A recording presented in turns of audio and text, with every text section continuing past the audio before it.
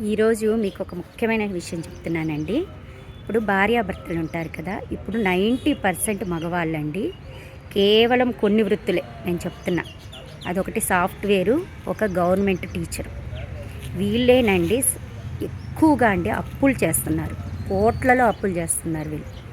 ఎందుకంటే వీళ్ళకి other sources లేవు, వీళ్ళకి లంచాలు రావు.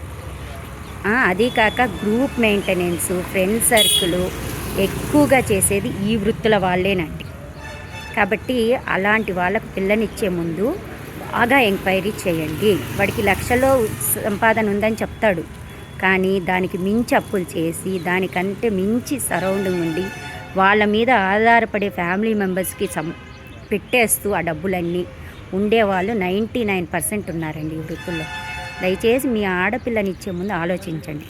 ఒకవేళ పెళ్ళయిందా, ఒకవేళ వాళ్ళకి అప్పులు ఉన్నాయని తెలిసాయా, ఒక 2-3 నెలల్లో ఆ అమ్మాయికి అవన్నీ భరించాల్సిన అవసరం లేదు.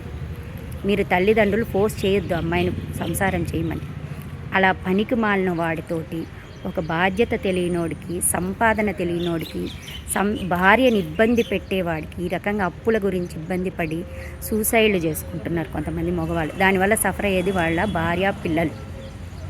అలాంటి వాళ్ళని వెంటనే వీలైతే విడగొట్టి వేరే మంచి సంబంధం చేసినా తప్పులేదు ఈ రోజుల్లో. లేదా విడిగా కష్టపడి అమ్మాయిని చదువుకొని సంపాదించుకోమనండి, అంతేగాని ఆ భర్తను దగ్గరికి రానీయకండి.